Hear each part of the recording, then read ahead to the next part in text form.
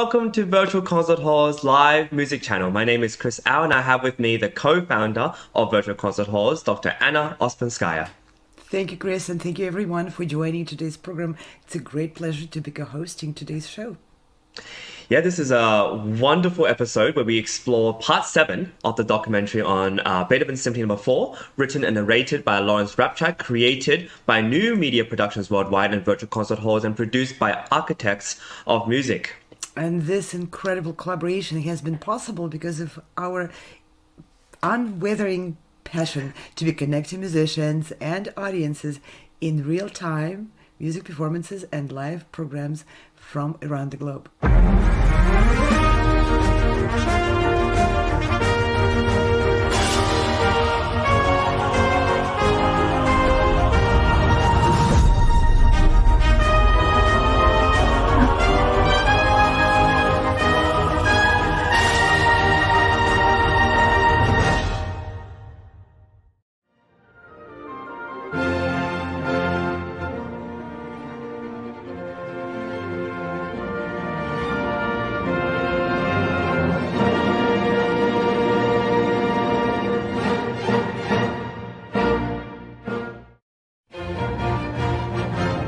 Well, he's done it again.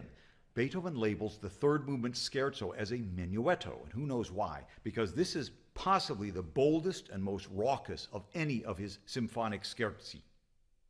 You recall the rhythmic device, the hemiola, that we discussed in the Third Symphony? Again, it occurs in music with 3 beats to the measure. 1, 2, 3, 1, 2, 3, 1, 2. So say that we take 2 measures or bars of very quick triple time. 1, 2, 3, 1, 2, 3. And the accent naturally falls on the first beat of each bar. 1, 2, 3, 1, 2, 3. So that's 2 groups of 3 beats. But these 6 very fast beats, da da da da da da da da da, can also be divided into groups of 2, with the accents on every 2 beats. So we would now have 3 groups of 2 beats. 1, 2, 1, 2, 1, 2. It's simple mathematics. You got 6 beats, you can divide them into 3, you can divide them into 2. And the hemiola pattern shifts between both of these groupings, usually at a very quick tempo. So back in the Eroica Symphony's first movement, Beethoven used the hemiola to disrupt and destabilize the normal flow of the music.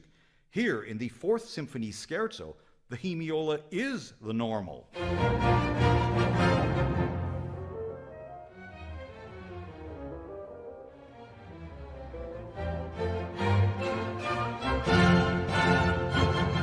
So what in the world just happened there in the first 20 measures, which last 12 seconds? Again, it's unbelievable how little recognition there is for this symphony's amazing, innovative qualities. What we just heard was a raucous, supercharged dance that begins with a major hemiola event. 3 rapid groups of 2 notes in the tonic key of B flat, then immediately shifting into groups of 3 notes in the dominant chord. Then that's the first 4 measures. But then suddenly the music shifts into the minor key with an eerie arpeggio outlining a diminished 7th chord. It ascends in the clarinet and bassoon, then it descends in the strings. Then another diminished 7th, answered by the strings, which then snaps itself out of the gloom with 4 bars of hemiola. What? Ending now with 4 bars back in the normal triple rhythm, a jolly triad theme in the dominant key of F major. Well, I'm glad he pulled it all together there at the very end. This is a lot to take in a mere 12 seconds, especially back in 1807. So here it is again, the opening 20 measures with its repeat.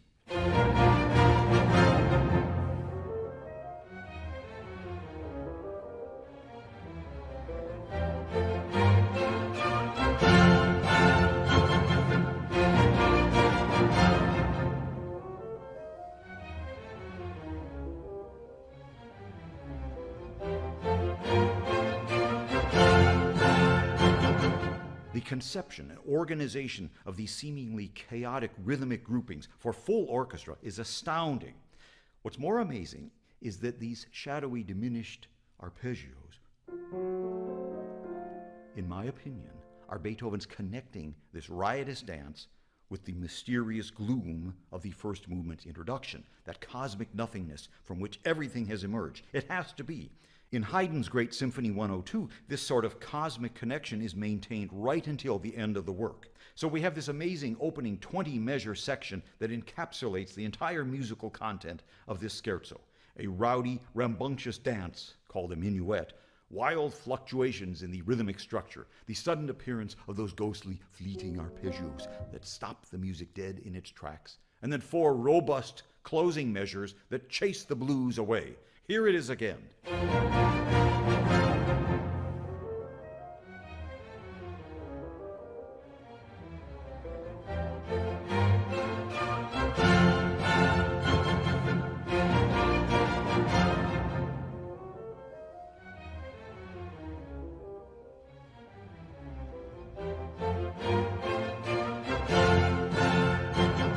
Now, the formal scherzo and minuet structure requires a second section, a continuation that's longer and more complex than the first section. But it's very well balanced because the first section returns, and then the trio section follows that. So this much longer section now begins. Suddenly we're in the key of D flat major, with a much lighter version of the opening theme played by the first violins with the flute an octave higher. All the hemiola figures are there, and they're extended by the second violins and violas scampering around. Now, before we hear this entire second section, I will play just the harmonic basis, the underlying progression of chords that the music is built upon. Starting with the D flat major that we're in, here's where Beethoven takes us.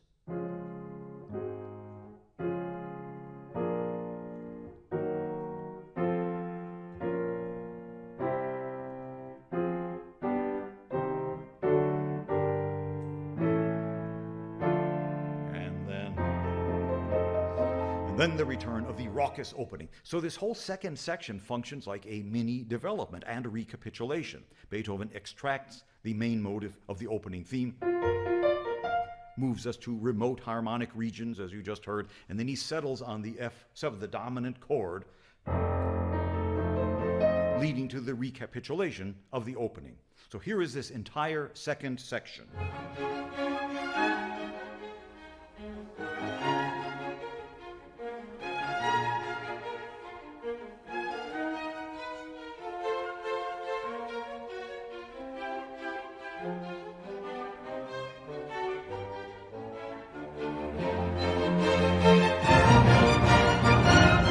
Beethoven will, of course, vary this little recap in many fascinating ways, especially those eerie, diminished arpeggios that glide up and down, and then this one, and then this one, before settling on this one,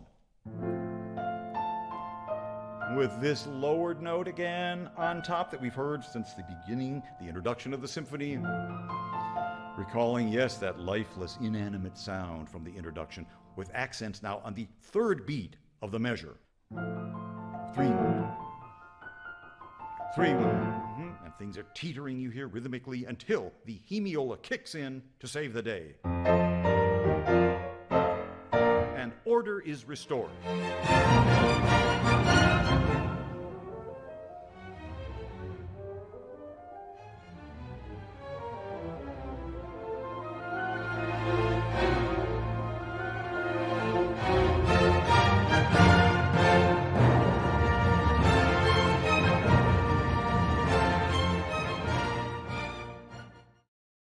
Wow, there you have it. Third That was- movement, yeah. What a compact movement, isn't it? One of the shortest Beethoven wrote for symphonies, and one of the shortest and most concise, precise looks into its content and its energy and how it's constructed. It's really about the architecture Larry Rapchak is focusing on, and it delivers the entire underlying machine of this Right. movement. Well, there's two things that fascinates me. First of all, I don't understand why he called it a minuet. Clearly, it doesn't sound very easy to dance to unless you slow it down a fair bit.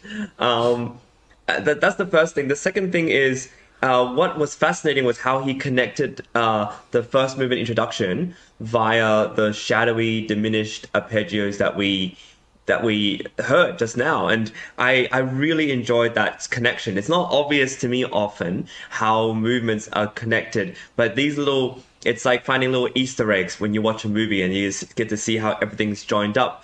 What is your take on all this and this connection between movements via some very strange little key?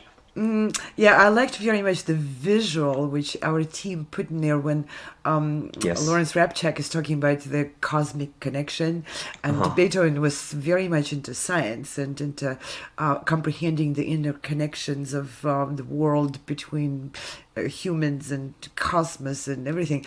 And that picture of the stars and everything being connected, I think was very visually clear and very telling of the meaning of that. Yeah, and definitely, that's a great insight into what is so captivating about Beethoven symphonies. It's their construction. I remember being a student and playing Beethoven and going into all this dominant tonic, and wondering what's in it. Like Beethoven hardly is using anything as complicated as other composers even of his time did. It just all seems to be very bulky, like big blocks of something, and then you realize, he has boulders. Beethoven's music is made of boulders. So, and then until you realize that this bricks, boulders, those are building blocks of incredible construction, and that connection between the intro to the symphony and that there's a diminished seventh, and it's like a red line going through the entire symphony and appearing at different places strategically, and of course Beethoven put it in there with a purpose. And the timing of it and the harmonic content and its relationship, like where Larry is putting the entire harmonic structure on basically on one page. It's all thought through. These are the like back end inner mechanics.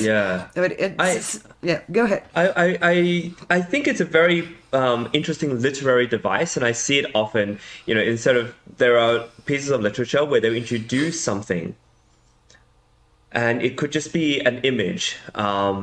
But then somehow that image ends up proliferating within the very, maybe the characters' minds, or they come back to it. A famous, I guess, depiction of this could be in the Harry Potter novels, where you see something that was introduced in the first or second book, and then towards the end you see it reappear. And it's linked to something greater. It's linked to something more important than what you saw in the first iteration of it. And I think this is sort of the thing where... although it's a bit more obvious in literature, because you have the image of, it could just be a key or a fire or anything. Here in music, do you think that average listener is going to be able to make that connection? Is that important for the average listener, or do you think it's something that subconsciously we understand or we can feel, or do you think it's purely a composer's thing? It's something that, or conductors or musicians think, where the average audience isn't going to really notice and it doesn't matter, but for those who know, that's kind of clever.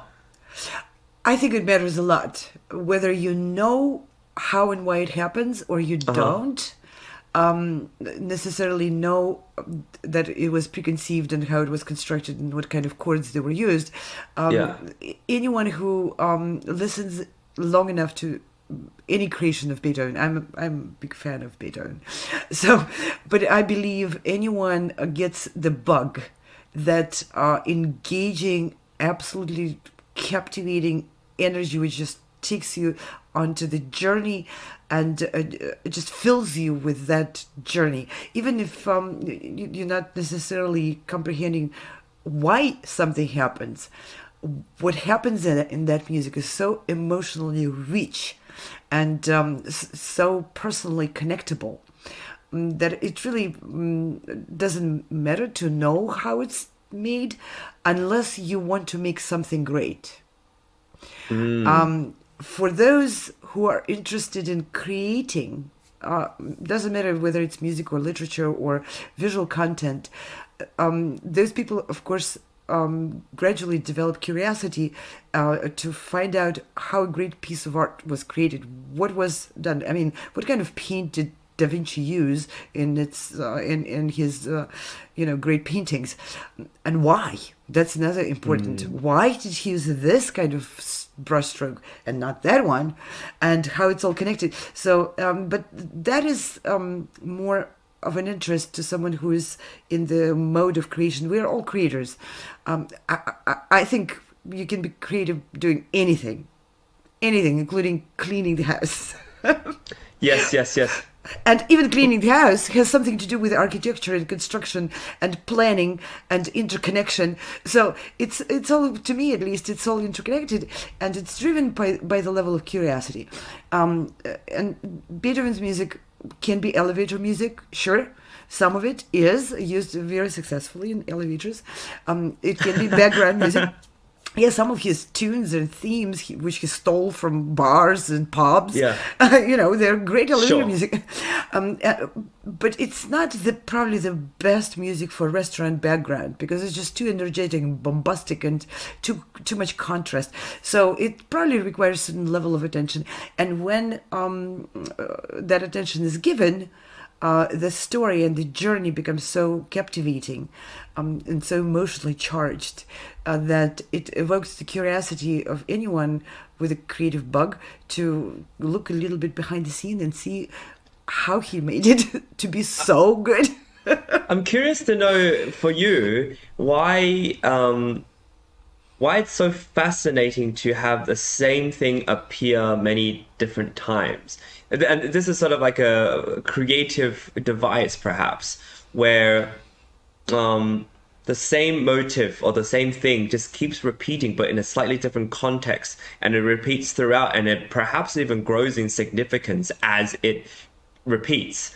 And then, I mean, you see this in sort of the oldest traditional stories within the biblical times, or sort of things where there's a certain image or certain myths where you see it's could be a certain bird or that comes back, or a bird or something. What do you think is about us humans where we like to see these things reappear, or do you think that just reflects life, where we continue to eat bread all the time, and bread is ubiquitous throughout? I don't know. What is it that makes this? Is it? Yeah, because it's fascinating how it's all in every single art form. You try to see something. There's a motive. There's something that repeats itself, and I don't know. That's a great question with a very long answer, I think, and everyone will probably give it extraordinary long answers, including scientific answers, mathematical answers, neuroscience answers. Give me your musical, pedagogical, empirical answer, right? Answer, yes. Okay, here's my empirical answer, which is probably not a complete answer anyway. I think it has something to do with how we try to understand what the world around us and within us is, and one of the most basic methods of research and understanding is looking for patterns. Simple as that. We look for patterns, and we look for patterns. Even very young children look for patterns, because that creates predictability. It creates a sense of understanding and security in the world, which we can't comprehend anyway, but at least we can comprehend some patterns. If it gets cloudy, it might rain, so that protects us from getting wet, and so forth. So looking for patterns, recognizing patterns, and then recreating patterns with some meaning attached. Whether it's a story where the character appears in different scenes, or it's a musical element, or it's in any creative art, you see those patterns. They represent change. We look for repetition and the change and comparison. It's comparing contrast. So I think that's No, that's a fantastic answer. Wow, good for you. I didn't think of that. That would, if you had asked me that question, I would probably not have that answer, or I don't know.